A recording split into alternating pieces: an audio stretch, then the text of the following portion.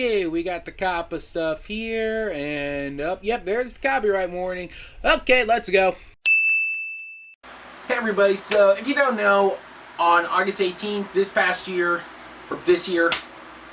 I don't know why I said it like that, I'm not doing this bit with a script anyway. So me and a handful of my friends were going to do a live stream discussing all the announcements that happened at D23 this past year.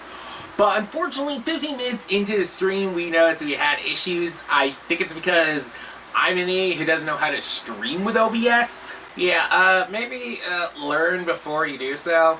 Although, let's be honest, I'm probably not going to do a live stream like that.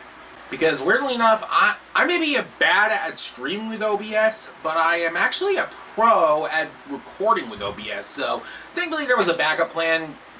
And we decided to just say screw it and record for pretty much everything. Now thankfully we were only 15 minutes in, so we weren't too far into our discussion, and trust me, it was a lengthy discussion no less. So we pretty much decided to record the thing instead.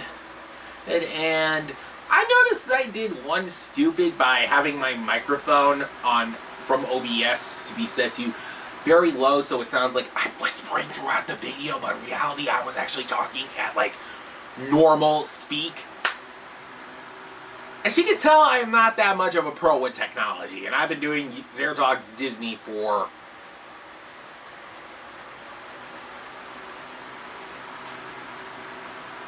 about 7 years now. The fact that I'm not a pro is a little sad, but on the other hand, hey, at least I'm human.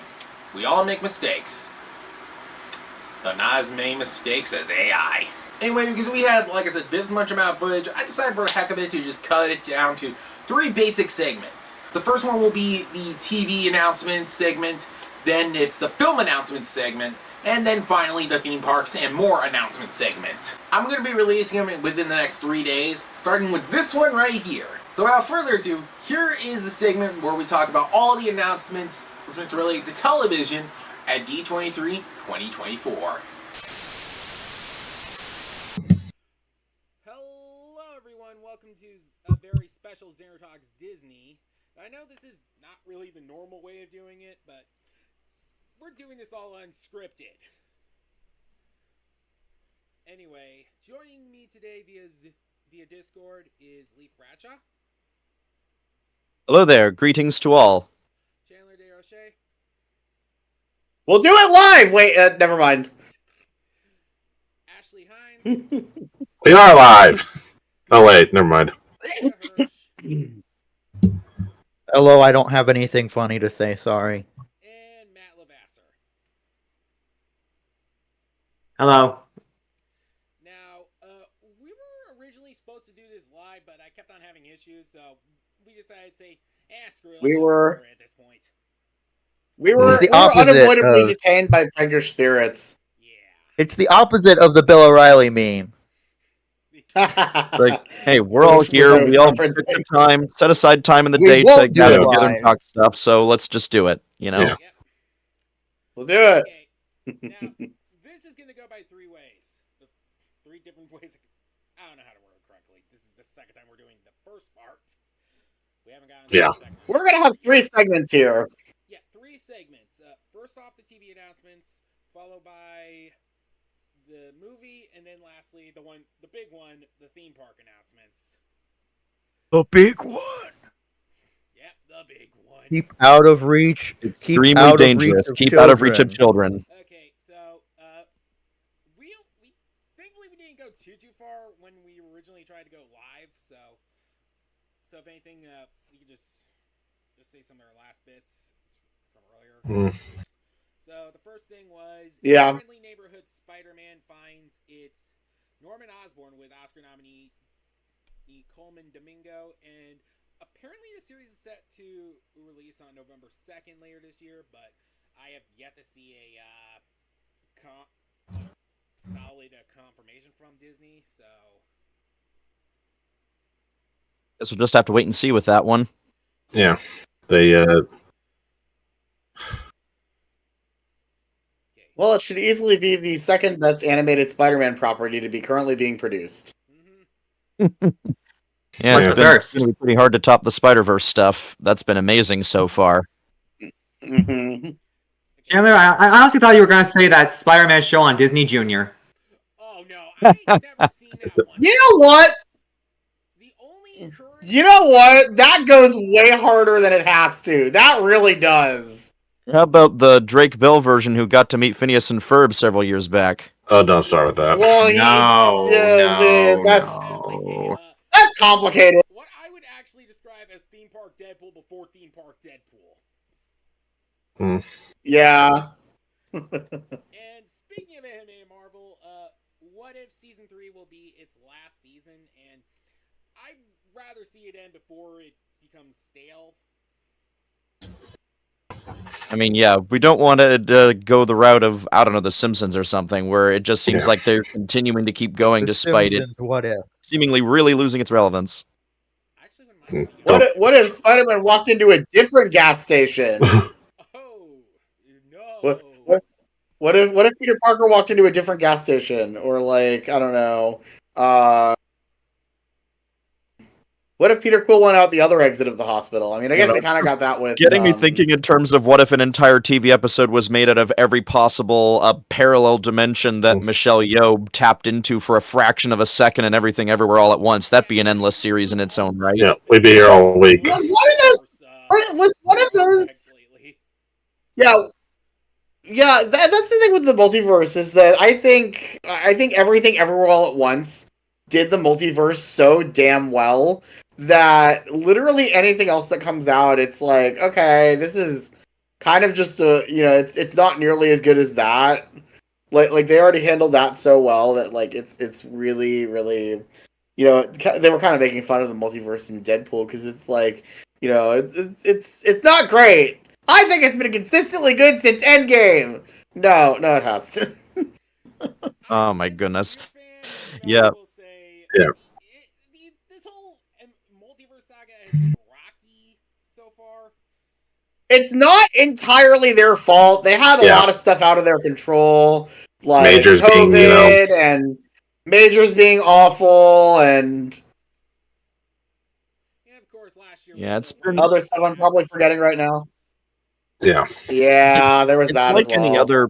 It's like any other oversaturated major trend in media. After a while, it just ends up feeling kind of stale, even if the individual things being released as part of it in the later years are still really good. The oversaturation just gets tiresome, and people just want something different after a while and just stop showing up for the sure thing, because, And you know what? I think that's exactly why Deadpool and Wolverine has been doing so well, because even though it's not the first Deadpool movie, it still just feels like something so different within the MCU. I mean, it is so different. I mean, just in general,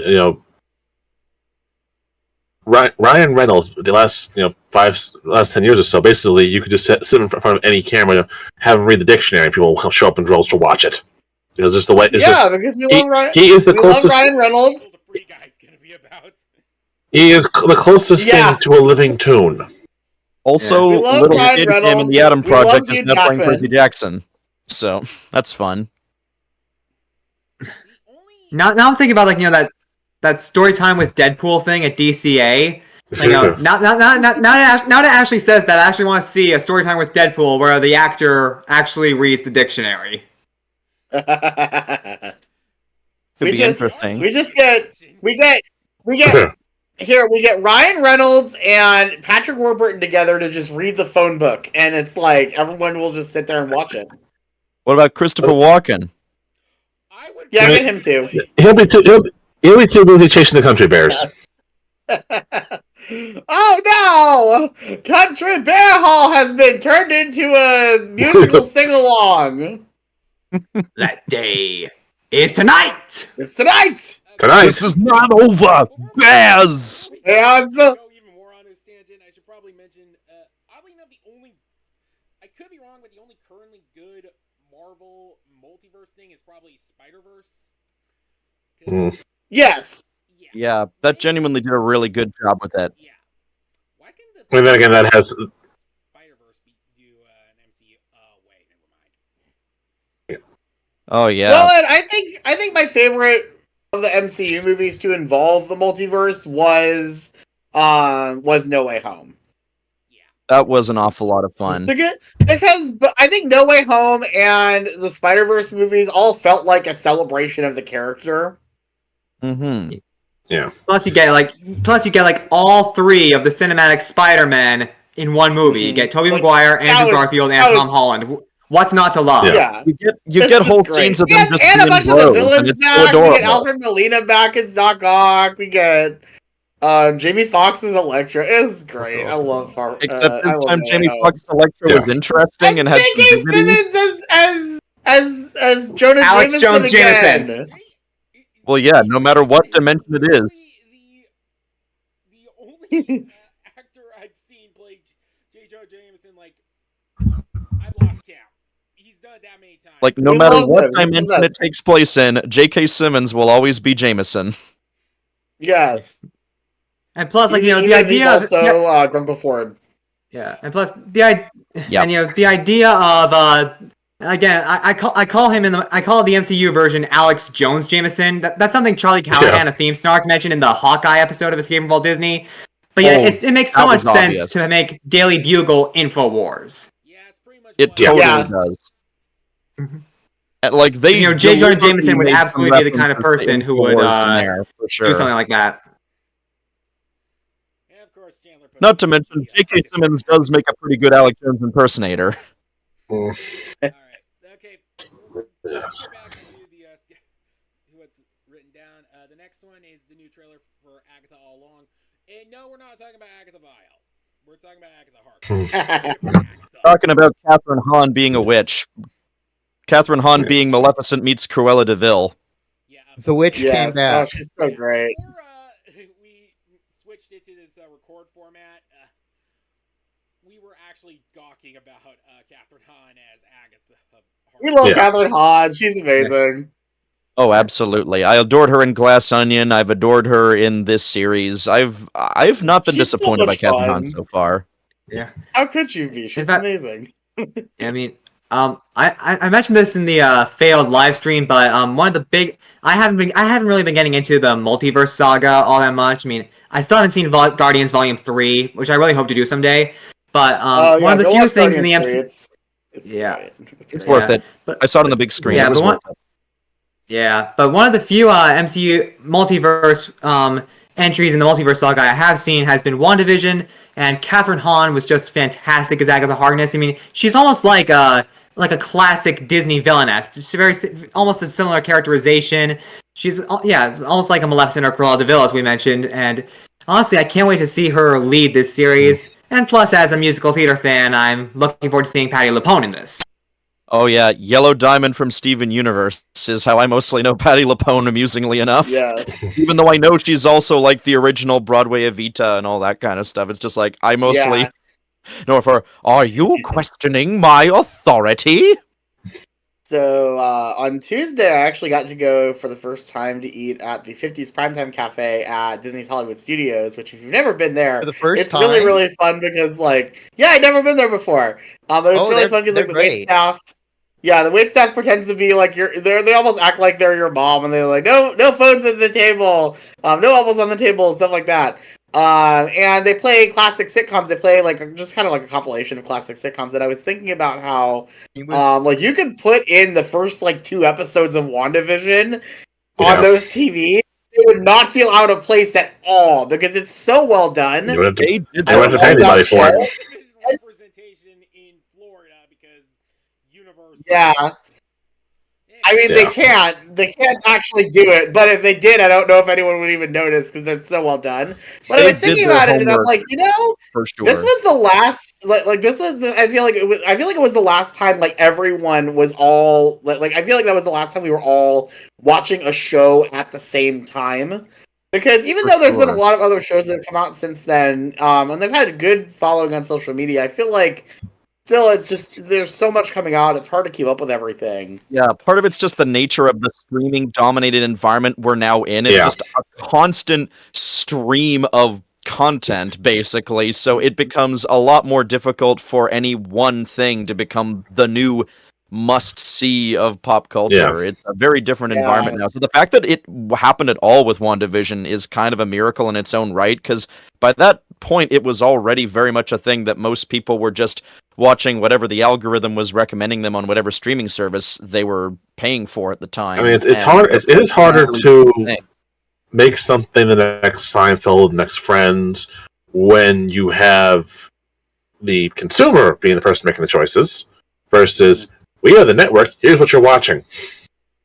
Yeah, and I do kind of miss that because it was a lot easier for things to find an audience, I think, which you would think is counterintuitive, right? Because these algorithms are supposed to be recommending stuff that people would want to watch, but then you have shows that just never are able to find that audience that they need to really succeed. yeah, because in the earlier days, Not that there's any, it's how not that there's any shows like that I can think of that are represented in posters behind me.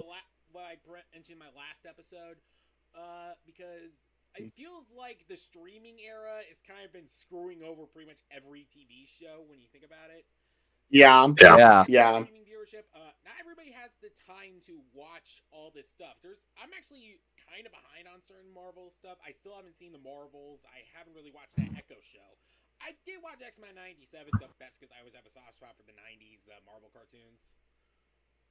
But yeah, on the subject of how the environment has changed, yeah, because it's interesting. I always like to point out that a lot of like movies that bombed at the box office during their initial theatrical release, because of that, they were cheaper for network TV to license for the feature film part of their programming, and therefore it helped give those movies a new lease on life, and therefore years later they would gain a following. Like that's what happened to Willy Wonka and the Chocolate Factory. So it's a shame that we're not really in that.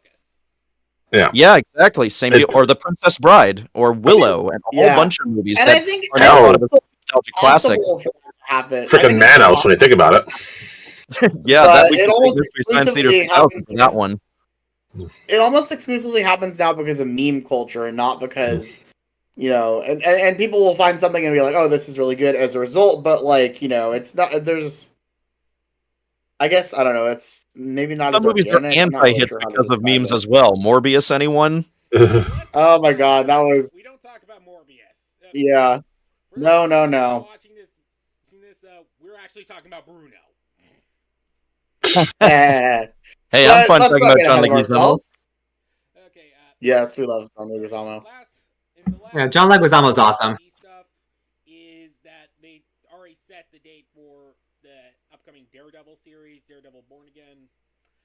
I tried watching the original Daredevil back when it was on Netflix. I only made like 2 episodes and gave up. I don't know.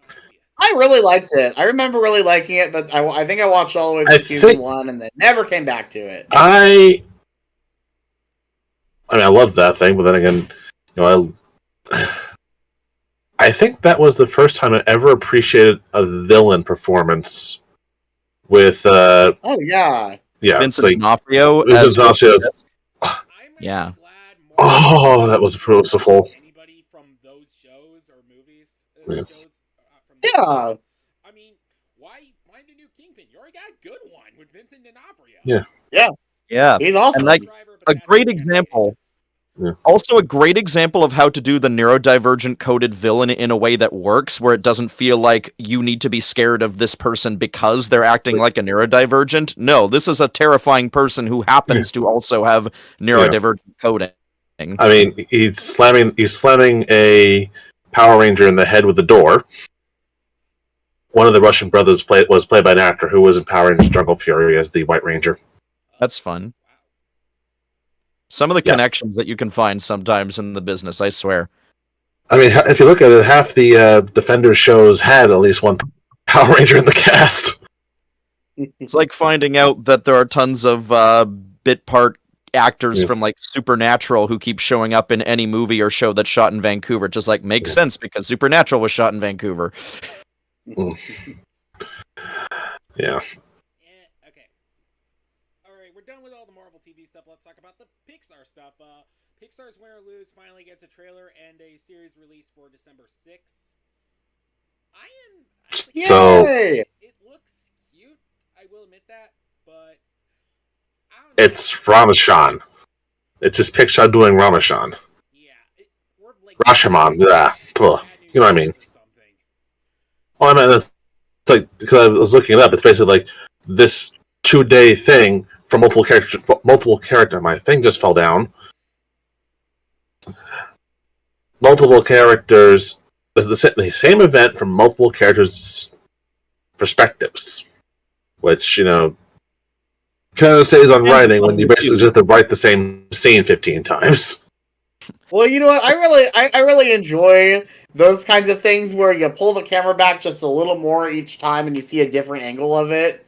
I think that sounds like a really fun premise for a TV show, but that's the kind of thing that I wouldn't want to binge all in one sitting. I would want to have like an episode released a week. And this is the other problem with streaming is more often than not, animated shows, they like, oh, we have to drop like 10 episodes at once. Why? Who does this benefit? Doesn't it get you more viewership? Doesn't it get you more viewership if people are tuning in to watch something weekly? You got the anticipation of what's next. Plus should like follow the Hulu model by releasing it like either the same day or the day after it airs on TV. Yeah, because without that kind of, they decided not to go with the easy route. yeah, because without that kind of spacing, what's the point of even ending an episode on a cliffhanger? Yeah. Right. What's the point? What's the point of making a TV show if they're all just going to end up being things you have to watch all in succession if you want any chance of the show getting another season? I mean, I know Win or Lose is supposed to be a limited series, so it's whatever. But it was like there is a possibility if they need content one day, they will run the series. Like the height of COVID, CBS ran Star Trek Discovery season 1. And I think they did season 2 also on broadcast just to fill up the network, to fill up the time slot. Monsters at Work has been airing on Disney Channel. Yeah. But on the point of the Rashomon idea being done before, just because something's been done before doesn't mean it can't still be made interesting. It's more a matter of how it gets executed. Yeah. I mean, let's forget, it wasn't bad. It was just like... Pixar's second feature film was also technically a soft remake of a Kurosawa movie. The plot of A Bug's Life is eerily similar to Seven Samurai in terms of premise and plot. Yeah. And one thing I'm really looking forward to in this series is Will Forte is going to be the voice of the coach, and I loved him on SNL. Yeah, I mean he was fantastic on SNL. He's a fantastic comedy actor. I think he'll do a pretty good job here. And at this point, he's a veteran voice actor too. Oh, I love that running gag character. I felt so hard for him when he finally got his plot resolved. Got it. Okay, and next up in the Pixar ones, because there was 2 major Pixar series announcements, unless I'm wrong, a Inside Out spin-off series based on Dream Productions, which is going to be like a mockumentary style show. That could be very fun, in my opinion. It has the potential to be very fun. Because already the first Inside Out movie had the great satire of the Hollywood studio system thing going on with how dreams were made in Riley's head. Yeah. And of course, let's not forget Fear riffing on it, Mystery Science Theater style. Yes, that was great. It's like, let me guess. Real original. Oh, pick up lot line. Yep, that was good. That was good stuff. Yeah. I also love how 2 of the guards of the subconscious are literally voiced by Muppeteer legends Frank Oz and Dave Goelz. That was fun to discover. Yeah, pretty sweet. About time. Yeah. Make Susan Egan a Disney legend. Oh, sorry. Plus, Frank Oz, probably for the first time since Henson's death, he actually said something positive about Disney owning the Muppets. Yeah, that's nice. And it's not they didn't close Muppets. Yeah, and he's worked for Disney since Jim's passing as well, because he directed What About Bob for Touchstone Pictures. Yeah. Okay, next up, first look at the Wizards of Waverly Place sequel, Wizards Beyond Waverly Place, which is set to release sometime later this year. I have been mixed on this show since it was announced. I still have a soft spot for Wizards of Waverly Place. It's probably one of my favorites. It's a lab sitcoms next to Lab Rats. It's up there for me with like Zack and Cody. The original, like Sweet Life with Zack and Cody, not On Deck. On Deck is a train. It should have stopped with the original series. I have a soft spot for On Deck, but I will admit. Yeah. I mean, it from my being the that's a laugh. Basically, it was always like I never really had a favorite. It's just the small moments. Like I mentioned this when I was on EF channel KRT, the bit in the one episode of Sweet Life where Mosby teaches Lenny how to drive. You want am or fam? And it's like, this the small things. It's like the father Jerry being a Met fan, and they're mentioning that they actually haven't. That wasn't the guy with bringing like, ooh, you can have your sandwich at the stadium, and and of course you put like popcorn on a sandwich. Yeah, and of course the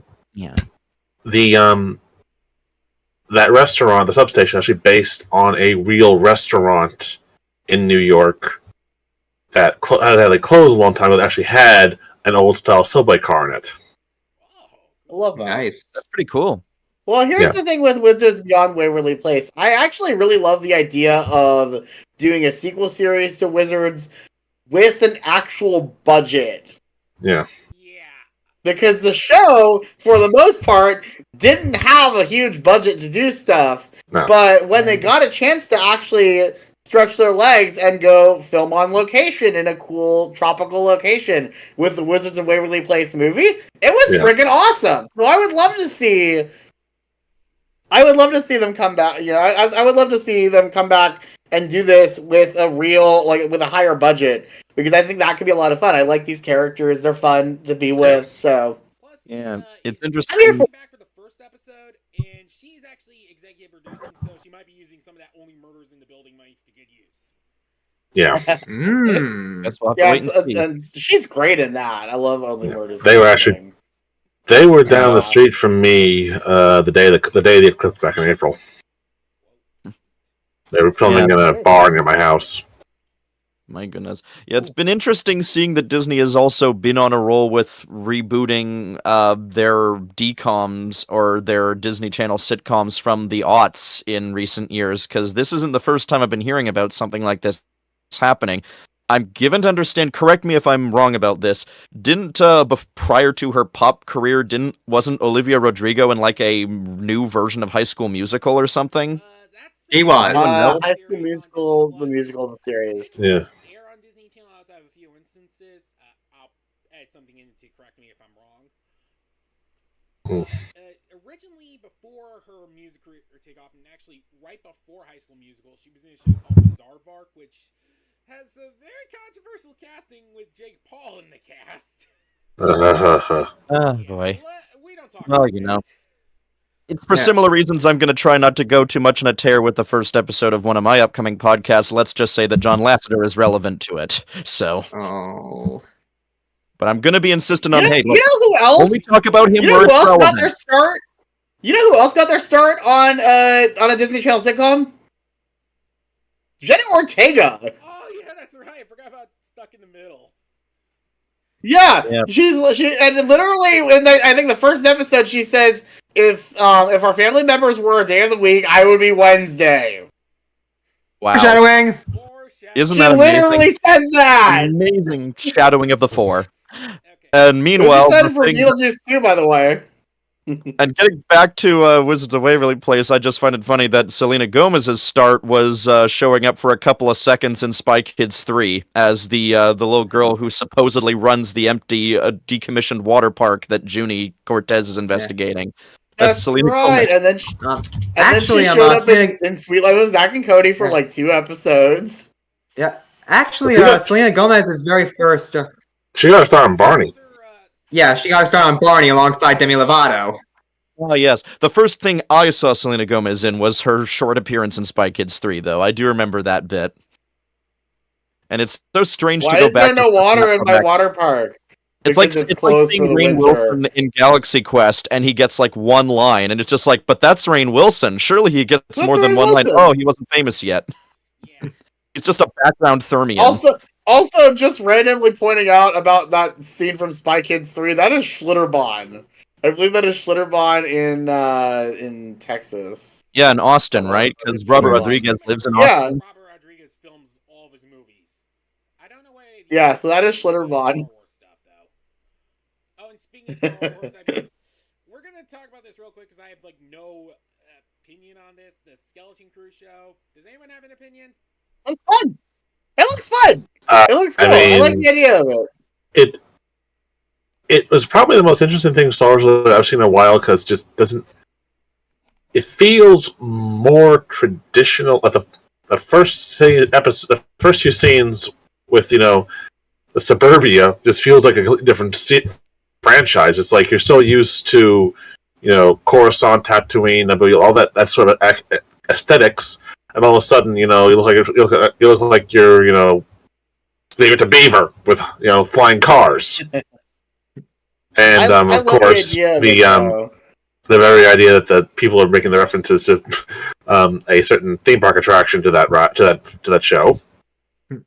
I mean, I guess it's not unprecedented for Star Wars to go into realms that you might not have originally expected, lest we forget the 2D Clone Wars series, which is essentially what happens if you quite literally get Samurai Jack implanted into the Star Wars world in terms of style and tone, which makes sense. Gennady Tartakovsky helmed both projects. In my Star Wars, you got Star Wars in my Samurai Jack. Peanut butter. Because I already knew of Samurai Jack at that point. I'd already watched all of season 1 when that micro series came out, and so I couldn't help but think, man, this feels so much like Samurai Jack. And then I found out, oh, it's the same creative team. That makes so much sense. Yeah.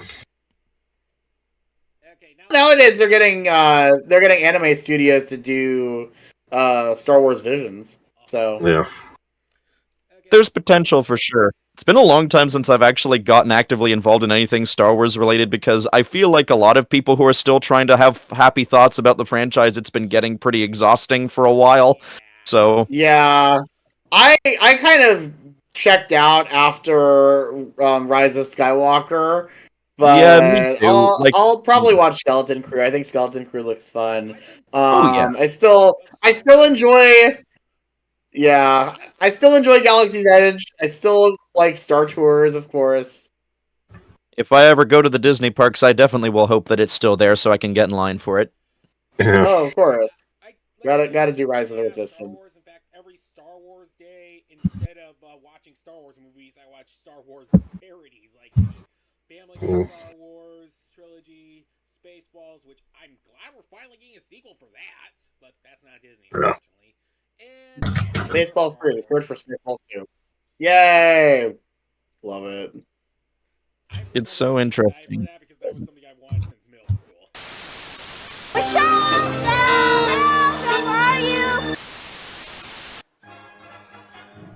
Hey everybody, thank you for watching part 1 of our 3-part D23 recap.